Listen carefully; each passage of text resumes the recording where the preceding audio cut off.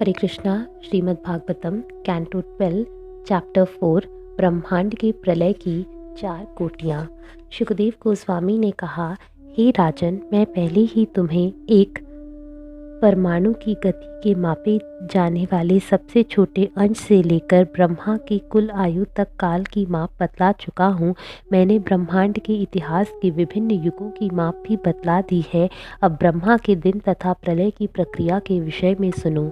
4 युगों में के 1000 चक्रों से ब्रह्मा का एक दिन होता है, जो कल्प कहलाता है। हे राजा, इस अवधि के 14 मनु आते जाते हैं।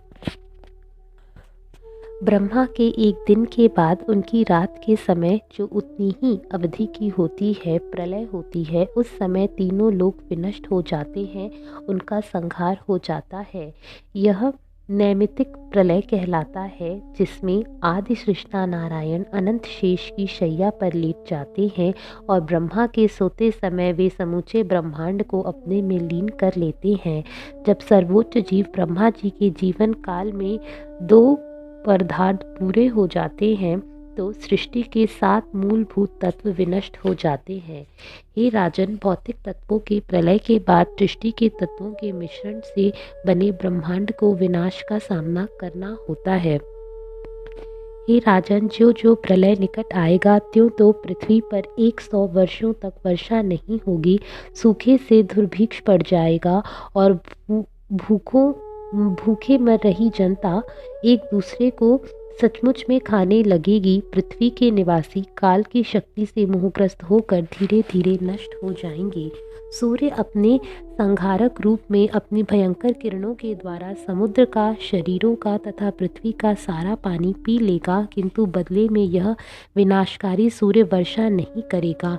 इसके बाद प्रलय की विशाल अग्नि भगवान संकर्षण के मुख से धधक उठेगी।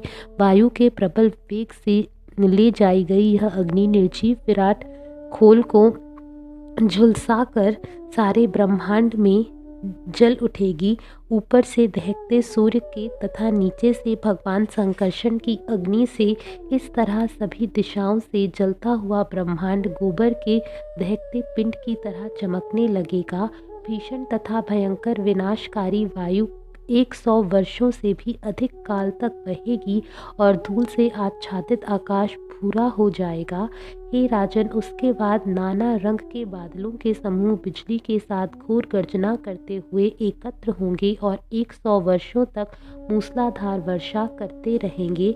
उस समय ब्रह्मांड की खोल जल से भर जाएगी और एक विराट सागर का निर्माण करेगी।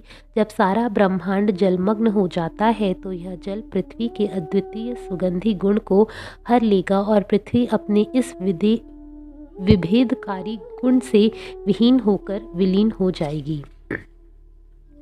तब अग्नि तत्व जल तत्व से स्वाद हर लेती है, जो अपने अद्वितीय गुण स्वाद से वंचित होकर अग्नि में लीन हो जाता है। वायु अग्नि में निहित रूप को ले लेता है और तब अग्नि अपना रूप खोकर वायु में विलीन हो जाती है। आकाश वायु के गुण स्पर्श को ले लेता है और वह वायु आकाश में प्रवेश कर जाती है। जब, हे राजन, तमोगुणी मिथ्या अहंकार आकाश के गुण ध्वनि को हर लेता है, जिसके बाद आकाश मिथ्या अहंकार में विलीन हो जाता है। रजोगुण मिथ्या अहंकार इंद्रियों को अपने में समा लेता है और सतोगुणी अहंकार देवताओं को विलीन कर लेता है। तब संपूर्ण महत्तत्व मिथ्या अहंकार को उसके विविध कार्यों समेत ग्रहण करता है और यह महत् प्रकृति के 3 गुणों सतो, रजो तथा तमो द्वारा जकड़ लिया जाता है। हे राजा परीक्षित, ये गुण काल द्वारा प्रेरित प्रकृति के मूल अव्यक्त रूप द्वारा अभिगृहित हो जाते हैं। यह अव्यक्त प्रकृति काल के प्रभाव द्वारा संपन्न 6 प्रकार के विकारों के अधीन नहीं होती। प्रत्युत इसका ना तो आदि होता है ना अंत। यह सृष्टि का अव्यक्त शाश्वत अव्यय कारण है। प्रकृति की अव्यक्त अवस्था, जिसे प्रधान कहते हैं, उसमें ना वाणी, ना मन, ना महत इत्यादि सूक्ष्म तत्व और ना ही सतो, रजो तथा तमो गुण होते हैं।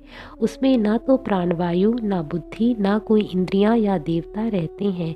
उसमें ना तो ग्रहों की स्पष्ट व्यवस्था होती है, ना ही चेतना की विभिन्न अवस्थाएं सुप्त, जागृत तथा सुषुप्त ही होती है। उसमें आकाश, जल, पृथ्वी, वायु, अग्नि या सूर्य नहीं होते। यह स्थिति सुषुप्ति अथवा शून्य जैसी होती है।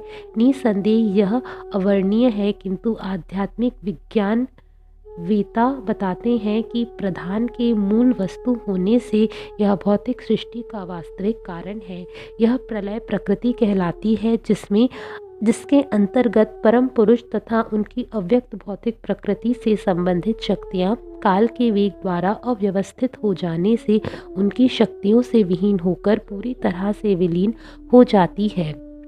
एकमात्र परम सत्य ही बुद्धि, इंद्रियों तथा इंद्रिय अनुभूति की वस्तुओं के रूपों में प्रकट होता है और वही उनका परम आधार है। जिस किसी का भी आदि तथा अंत होता है वह अपर्याप्य है, क्योंकि वह सीमित इंद्रियों के द्वारा अनुभूत वस्तु है और अपने कारण से अभिन्न है।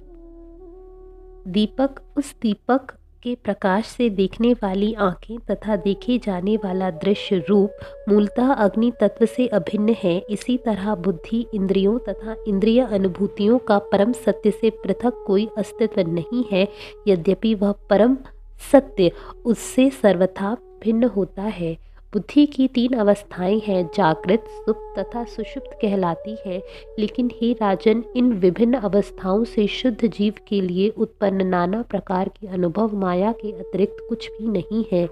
जिस तरह आकाश में बादल बनते हैं और जब अपने घटक तत्वों के मिश्रण तथा विलय के द्वारा इधर उधर बिखर जाते हैं, उसी तरह यह भौतिक ब्रह्मांड परब्रह्म के भीतर अपने अवयव रूपी तत्वों के मिश्रण तथा विघटन से बनता और विनष्ट होता है।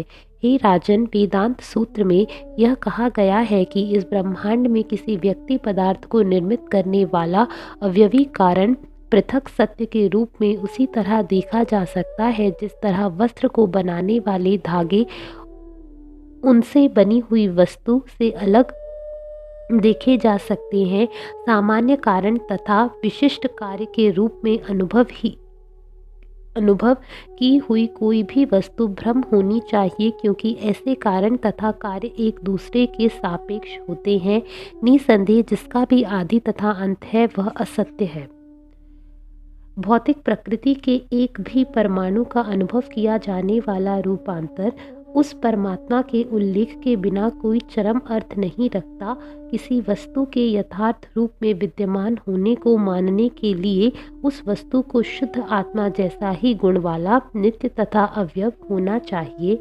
परम सत्य में कोई भौतिक द्वैत नहीं है। अज्ञानी व्यक्ति द्वारा अनुभूत द्वैत रिक्त पात्र के भीतर तथा पात्र के बाहर के आकाश के अंतर के समान, अथवा जल में सूर्य के प्रतिबिंब तथा आकाश में सूर्य के अंतर के समान, अथवा एक शरीर के भीतर की प्राणवायु तथा दूसरे शरीर की प्राणवायु में जो अंतर है उसके समान है। लोग विभिन्न प्रयोजनों के अनुसार सोने का उपयोग नाना प्रकार से करते हैं, इसलिए सोना विविध रूपों में देखा जाता है। इसी तरह भौतिक इंद्रियों के लिए अगम्य भगवान का वर्णन विभिन्न प्रकार के लोगों द्वारा विभिन्न रूपों में सामान्य तथा वैदिक रूप में किया जाता है।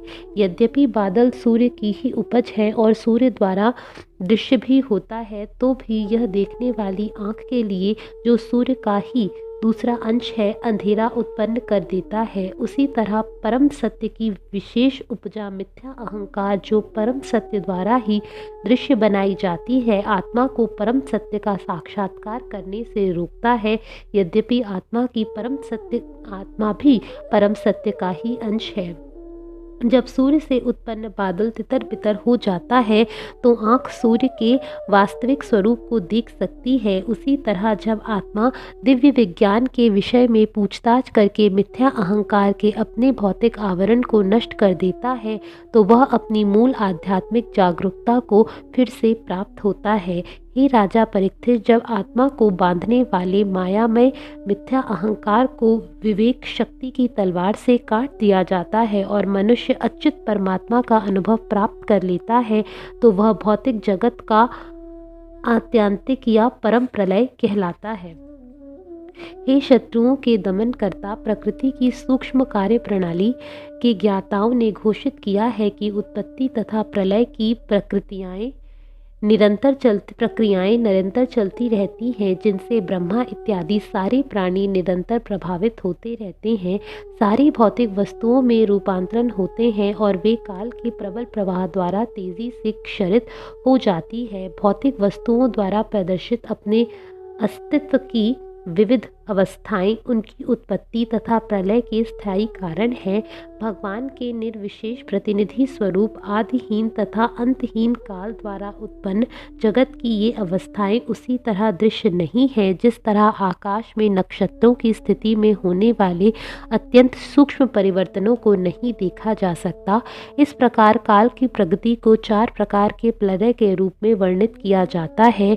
ये है स्थायी, नैमित्तिक, प्राकृतिक तथा आत्यंतिक। हे कुरुश्रेष्ठ, मैंने तुम्हें भगवान नारायण की लीलाओं के लिए कथाएं संक्षेप में बतला दी हैं। भगवान इस जगत में सृष्टा है और सारे जीवों के अंततः आगार है। यहाँ तक कि ब्रह्मा भी उन कथाओं को पूरी तरह बतलाने में असक्षम है।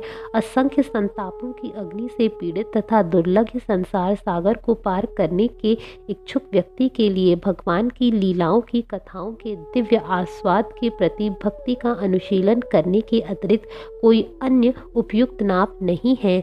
बहुत दिन बीते, सारे पुराणों की यह आवश्यक संहिता अच्युत नर नारायण ऋषि के नारद से कही थी, जिन्होंने फिर इसे कृष्ण द्वैपायन वेदव्यास से कहा।